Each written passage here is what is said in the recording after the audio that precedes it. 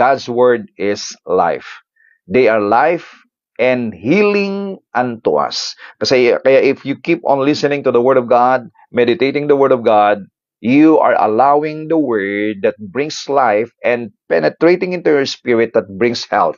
No? Kapag ka ikaw po ay healthy, you don't need healing. Kaya nga po, what you desire from the Lord is health. You have the divine health. If you have the divine health, the health of God, then there's no sickness and diseases that come into you. Actually, in our spirit, we have already that immutable, and even that hindi kayang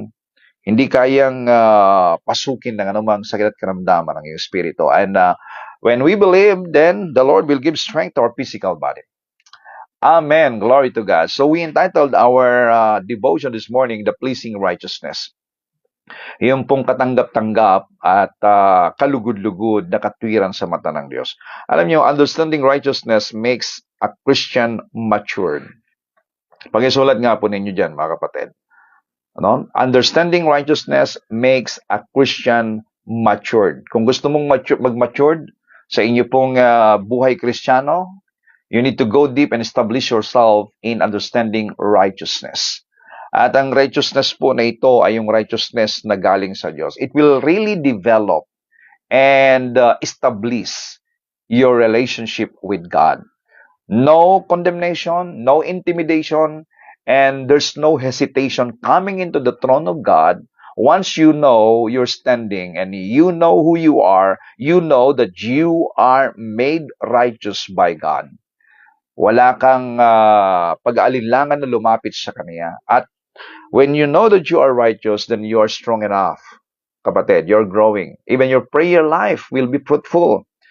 Prayer life will be fruitful. You enjoy actually praying and communicating with God when you know that you are righteous. And you know what? Ang pinaka masaya at pinaka most privilege for us to have, that we have, when we know that we are made righteous, is that you are enjoying your fellowship with the Father.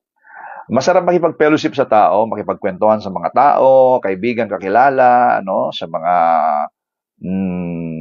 pamilya natin. Pero alam po ba ninyo na ang pinakamasarap po naka-fellowship ay ang Panginoon.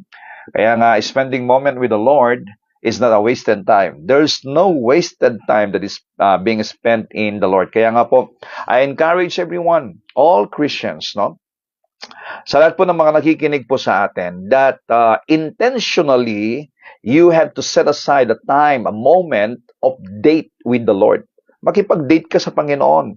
At alam po ninyo, yan po ang nagbibigay kalakasan sa atin. Sa kabila po ng napakarami pong mga problema na kinakaharap ng mga tao, kabigatan, Kapag ka nga lang makinig ka po dyan sa mga nangyayari po sa paligid, naku, ang daming problema, pumunta ka sa palengke, naku, mabibigatan ka, ang tataas ng mga bilihin, At ang matindi pa dito yung pong mga nangyayari sa paligid, traffic, minsan grabe. Everything happening around us, you are affected if you have no peace and you have no patience and you have not the presence of the Lord in you. Kaya, sabihin ko po sa inyo, you can enjoy life, whatever it is happening in this world, if you are enjoying your fellowship with the Lord. At lalo mong ma-enjoy ang fellowship na yan when you know that you are righteous. Even your authority over the devil and sickness will be enforced if you know that you are righteous. Alam mo na yung pong authority mo, kasi nga po ang tao pong matuwid, nakatanggap ng katwiran, kapatid, they will reign in life. Those righteous people know that they are righteous, they will reign in life. Reigning is sitting on the throne above every circumstances, sitting above every problems. So you are a king over your circumstances, over your situation, over your problem. You are a king, my friend. Kaya nga po, if you know that you are a king and you are in control and you have authority over things that is happening in your life, then meron kang kapayapaan. You have the peace in your heart. Okay? You're gonna walk and live in victory when you know that you are righteous. Kasi nga po, katulad po ng leon, sabi nga po ng Bible, katulad ng leon, walang kinakatakutan sa kagubatan. So, ganun din. Bakit siya walang kinakatakutan? Kasi nga, he is strong enough. No? Siya ang kinakatakutan. Ganun din tayo. Wala tayong kinakatakutan na anumang kondemnasyon, anumang pong pag-reject ng Diyos sa atin when you know and when we know that we are righteous. Why? We are accepted and we have the power of God. God is with us. Hallelujah. And alam niyo ba na ang isa pong mananampalataya ay punong-puno po ng gifts yan?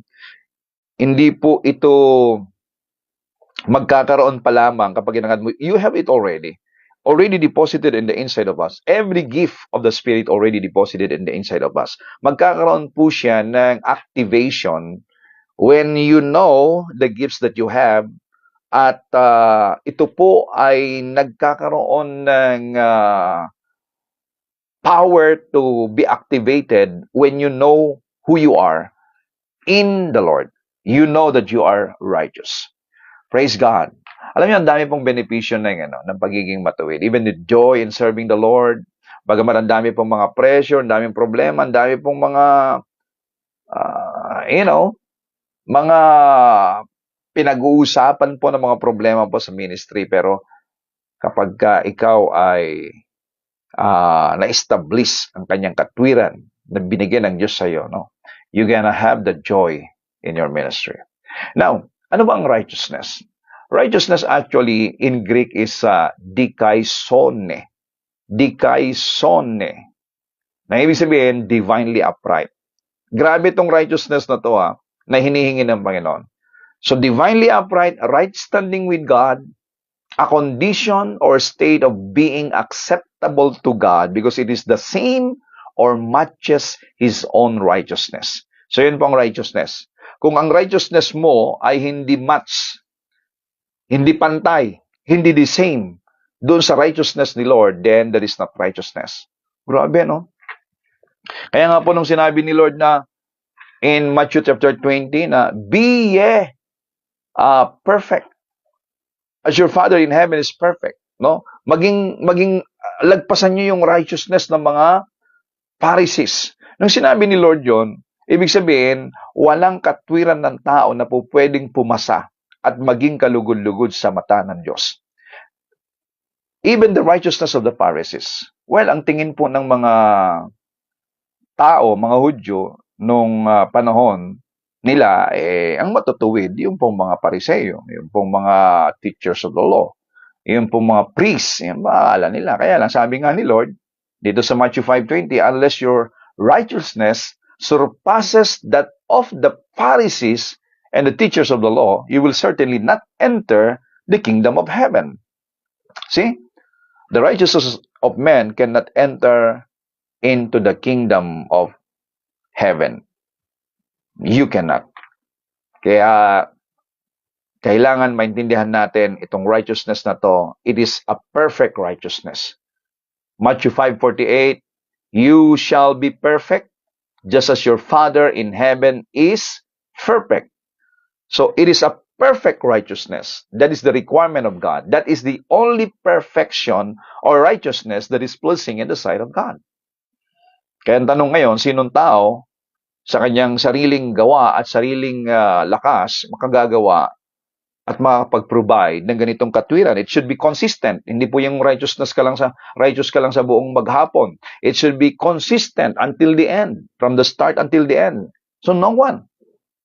Mga kapatid, kaya nga po, dahil hindi kaya ng tao na i-provide, ito po ay ang ibinigay ng Diyos. Ang Diyos ang nag-provide at ibinibigay niya sa lahat ng tao kung tatanggapin nila ang Panginoong Jesucristo. Kaya ang taong tumanggap sa Panginoong Jesucristo, dapat mong maunawaan na sumayo na ang katwiran ng Diyos.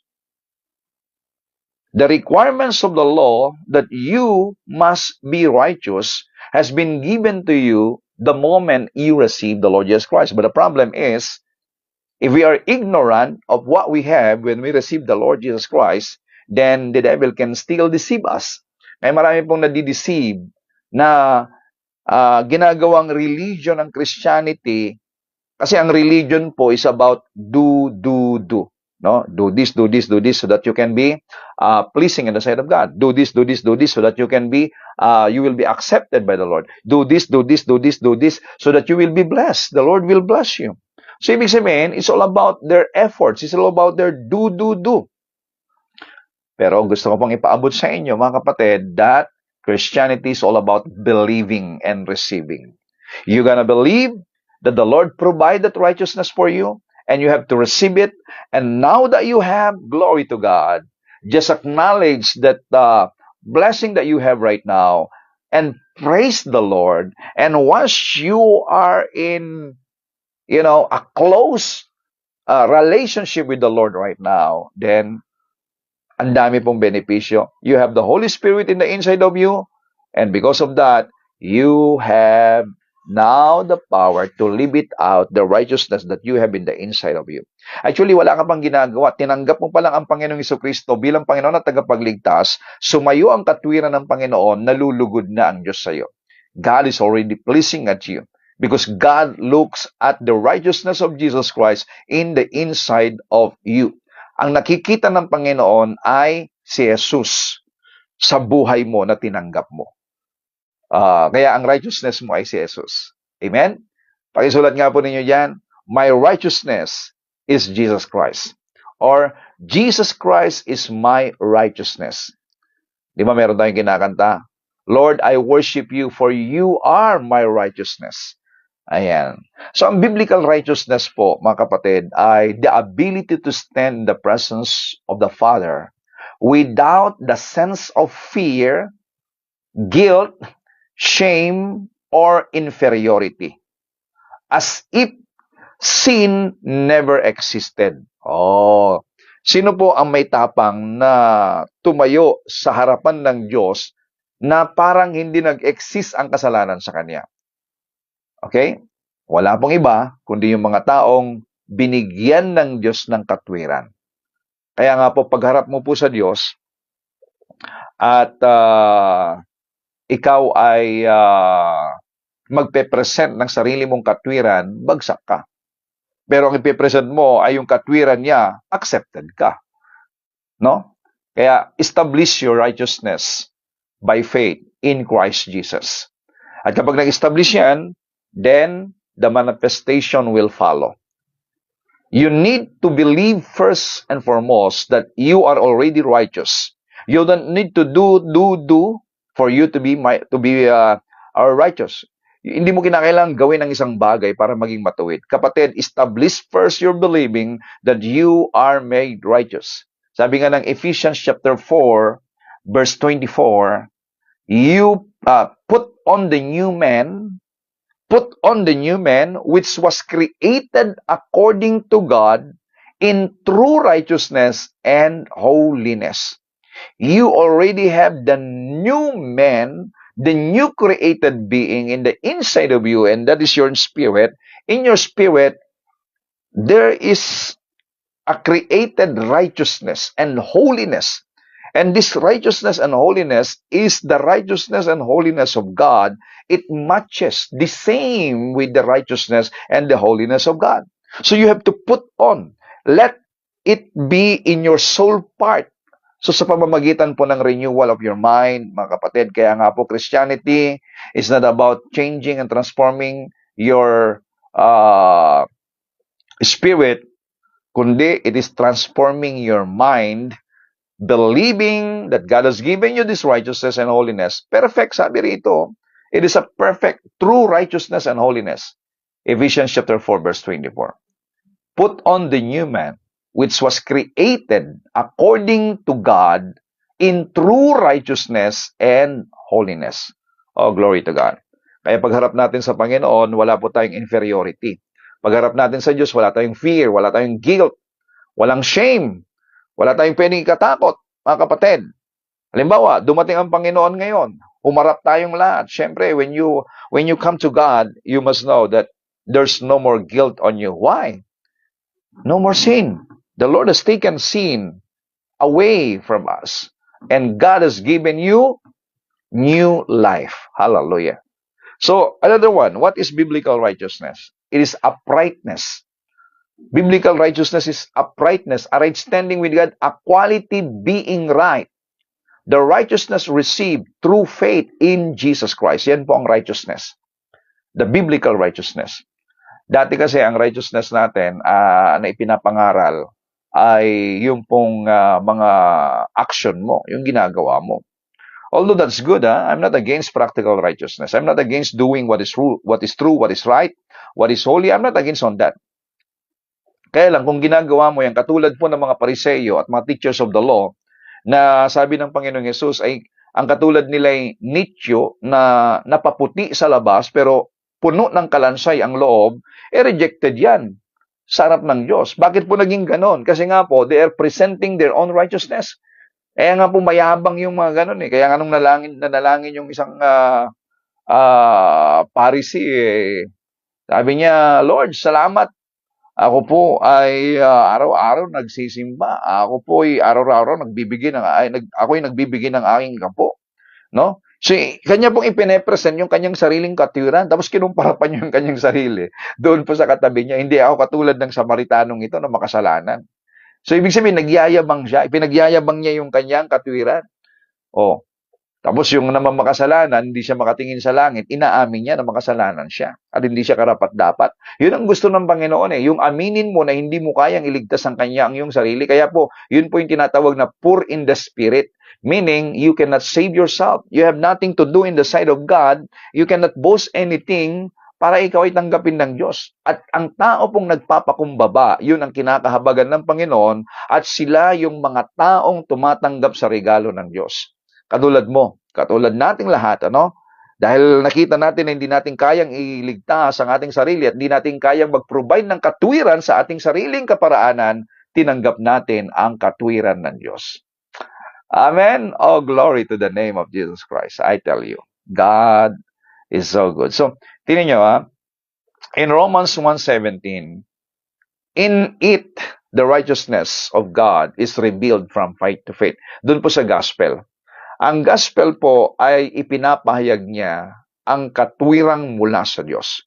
Kaya po, when you preach the gospel, meaning you have to preach righteous. How can we obtain righteousness? Paano natin nakakamtan ang katwiran? At marami po, kapag religious ang mindset mo sa Christianity, ang ituturo mong katwiran ay yung gawa mo. Yung wag ganyan, wag ganito, wag ganyan. Don't do that, don't do this, don't do that. Although, that is good. Again, I'm not against that. Pero kung yun po ang pagkaunawa mo sa katwiran, kapatid, that is not the right or biblical righteousness that is pleasing in the sight of God. Unacceptable po yan. Kaya yung sabi po ng Isaiah 64 verse 6 ay, ang katwirang yan ay parang maruming basahan. It's like a dirty rags. At marami pong mga churches, ganyan pa rin ang tinuturo, kapatid. Again, righteous act is very good. I am also teaching that. But that's not the foundation. The foundation of righteousness is the righteousness that comes from God. The very message of the gospel. Ayan sabi po ni Pablo in Romans 1:16, I am not ashamed of the gospel. I am not ashamed of the gospel. Why? It is the power of God. The gospel is the power of God. At dun sa verse 17 ng Romans chapter 1, sabi, in it, meaning in the gospel, the righteousness of God is revealed, na ipahayag. So ipinapahayag ng ebanghelyo o ng gospel na siyang kapangyarihan ng Diyos, ang righteousness ng Diyos, na ito po'y matatanggap sa pamamagitan ng pananampalataya at magtatapos sa pananampalataya. It begins in faith and it will end up in faith. That is the righteousness that is pleasing in the sight of God. Oh, glory to the name of Jesus Christ. Another one, righteousness, biblical righteousness is a free gift provided by Christ at the cross. Through the grace of God. No? Pakisulat nga ninyo dyan. Righteousness is a free gift provided by Christ at the cross. Siya po ang nag-provide. Kaya we cannot provide actually righteousness. We cannot provide. Kaya nga po, sabi ng Bible, ano ang ilalabas ng isang taong marumi ang puso? Anong ilalabas mo na buhay? Marumi nga ang puso Pero purihin ng Diyos. Binigyan tayo ng bagong puso ng Panginoon dahil kay Kristo. Kaya again, yung pong pakikipag-isa mo kay Kristo ay napakahalaga na maunawaan ano ang benepisyo nun. So kasama po itong righteousness. Kaya nga po, doon po sa Romans 1:17, in the gospel, the righteousness of God revealed. Yan.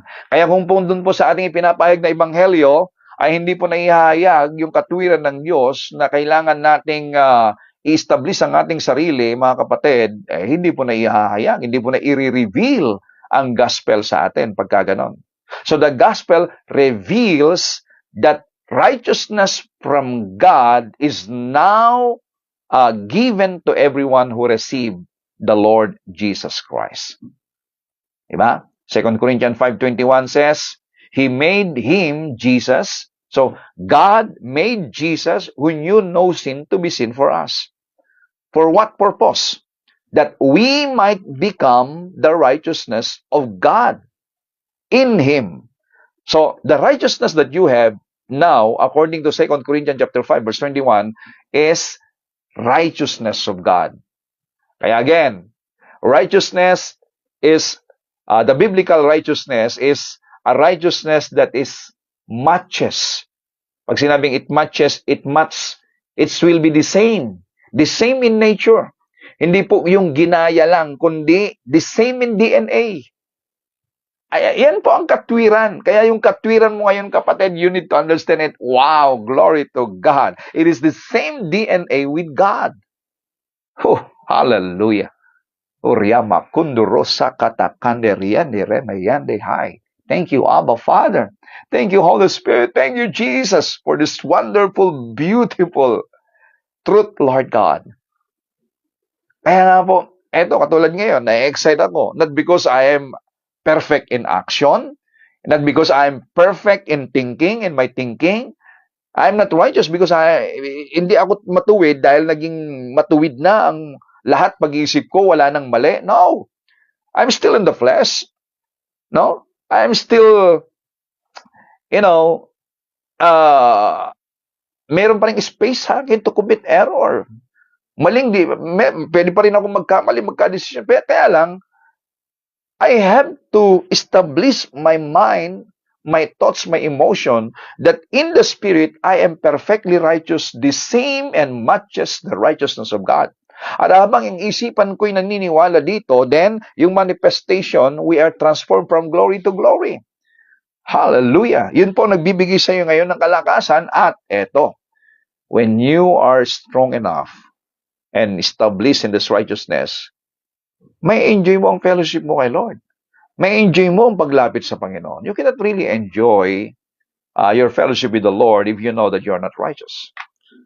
Glory to God. So 2 Corinthians 5:21 says, you become the righteousness of God.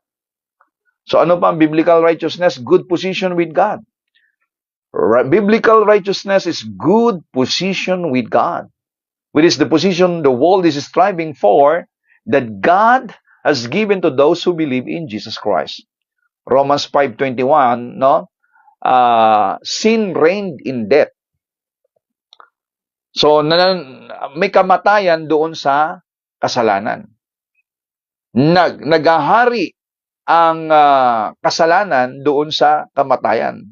At ang bunga po ng kasalanan ay kamatayan. Pero ito, grace reign through righteousness. Kaya nga po doon sa biyaya ng Panginoon, nagre-reign po ang biyaya, ang pabor, pagpapala ng Diyos sa katwiran. Kaya nga po, sila, ikaw, tayo, na tumanggap ng katwiran ng Diyos, nananahan po sa atin ang biyaya, nananahan po sa atin ang pabor ng Diyos, nananahan sa atin ang pag-ibig ng Diyos, nananahan sa atin ang pagtanggap ng Diyos, nananahan sa atin ang katwiran ng Diyos, ang karunungan ng Diyos. Oh, glory to God. Hallelujah. Pakisulat nga po ninyo dyan, mga kapatid. I am righteous and grace reigning in me. Favor reigning in me. Blessing reigning in me. The wisdom of God reigning in me. Divine connection reigning in me. Peace, joy reigning in me. Oh, glory to God. Wow. Because grace, life, blessing, favor, promotion, wisdom, divine connection, all of these good things are reigning in righteousness. Kaya, kapatid, congratulations. You are in good position with God. Hallelujah. At ito po yung meron sa lahat ng mga Kristiyano. Kaya nga po natin ipinapahayag ito. Hindi lamang po ito sa mga pili. No? Hindi po sa lahat ng mga pili lang. O ikaw. Hindi ang pagpili ni Lord, ikaw gusto kita ha, kasi type kita. Medyo humble ka eh. O ikaw, type kita. Okay, ibigay ko sa iyo yung righteousness kasi masunurin ka, no? Inuugasan mo yung plato mo kapag kumakain. Kapag uminom ka ng tubig, hindi mo lang nilalagay sa lababo yung tubig, yung pinag-inuman mo, ikaw naglilinis. No, nililinis mo yung lababo. O yan, masipag kang maglinis ng CR, di katulad ng iba, righteous ka. Hindi ganun ang pagpili ng Panginoon. Lahat po ng tumanggap sa Panginoong Kristo, you have the righteousness of God. Yung iba lang, hindi talaga alam kasi nga po, yung naririnig nila sa church, hindi ka pa born again. Kahit tumanggap ka na sa Panginoon, hindi ka pa born again. Hindi ka pa righteous. Hindi ko alam kung kailan siya magiging righteous, no? May mga nagtuturong ganun na hindi ka pa righteous, hindi ka pa born again, hindi ka pa accepted. Iba yung ligtas ka lang, pero hindi ka pa matuwid. Mga kapatid, nakakatawad po yun. Kapag hindi pa matuwid, kailan po may ihahayag na siya matuwid? No? Samantalang dito, those who receive, no, Christ Jesus, you are already a child of God. You are already born again. You are already a new creation. 2 Corinthians 5:17 says, anyone is in Christ, you are a new creation. Alam niyo ba yung word na new creation doon? That is a born of God. That is a born of the Spirit. That is of God. It is a nature that comes from God. Ano ba nature ng Diyos? Righteousness. Diba? Actually, a nature ng Diyos, holy. Love. Yan ang nature ng Panginoon. Generous. That is the nature of God. Kindness. Nandun lahat yun. At mandun na rin sa'yo.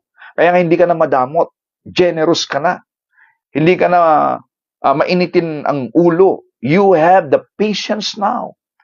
No? The fruit of the Spirit actually in the inside of you. It's already been there. Ang kailangan mo na lang ay i-manifest. Dadaan yan sa isipan natin. So, ito po yung katotohanan, na kailangan na maunawaan po ng bawat mananampalataya para ma-manifest natin yung pong regalo ng Diyos. So, I love it. Glory to God. Grace reign through righteousness. Life reign through righteousness. Blessings reign through righteousness. Increase reign through righteousness. Righteous ka. Di yun po yung mga nananahan ngayon. Pero doon po sa kasalanan, death reign in sin. So, ibig sabihin, yung death naman ng depression, fear, anxiety, rebellion, revenge, jealousy, yung crab mentality, sickness, poverty, yun po yung death. Death po lahat yan. At yung death na yan, nananahan, nabubuhay sa kasalanan. Tinanggal ng kasalanan sa atin. Oh, glory to God. Hallelujah. Well, kung ang tatanungin, hindi ibig sabihin, hindi na nagkakasala ang Kristiyano. Of course, nagkakamali pa rin yan. Pero yung pong nananahan yung kasalanan, hindi po na po nananahan ang kasalanan sa isang mananampalataya. Nagkakamali tayo.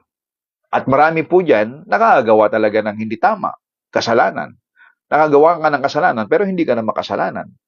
At lahat ng nagagawang kasalanan ay merong consequences. May bunga pa rin yan. Kaya nga ayaw ng Diyos na gawin natin yon. No? Kailangan talagang unawain natin sino ka upang nang sa ganon ay maipamuhay mo yung pagiging sino ka, yung identity mo at nang sa ganon po yung walang puwang, walang koneksyon ang kasalanan sa mga anak ng Diyos. Kasi we are in this world. We are living in a fallen world. Andiyan ang temptation. Nandiyan po ang lahat ng mga udyok ng kaalaman. Kaya ayaw ng Diyos na tayo po ay mamuhay katulad ng mga nasa mundo kasi may parusa. May consequences dun sa kasalanan, pero ang Diyos hindi ka na parurusahan, kapatid. Why? You are made righteous. You have the same and matches with the righteousness of God. Glory to God. Thank you, Jesus. Pakisulat ko na ninyo dyan, mga kapatid. My righteousness is matches the same with the righteousness of God. Kaya nyo pong isulat yan? Come on, ihayag po ninyo. My righteousness is the same matches with the righteousness of God. The same in nature, the same in perfectness, the same in uprightness. That is the righteousness that you have right now. And that is the righteousness that is pleasing in the sight of God. Wala pong katwiran na katanggap-tanggap at kalugod-lugod sa mata ng Diyos maliban yung katwiran galing sa Kanya. Kapatid, kaya, again, you have to establish yourself in the righteousness of God. Hallelujah. Thank you, Abba Father. Thank you, Holy Spirit. And Abba, I pray that everyone listening right now may come to understand this pleasing righteousness, acceptable righteousness before you, Lord. Wala kaming may pagmayabang.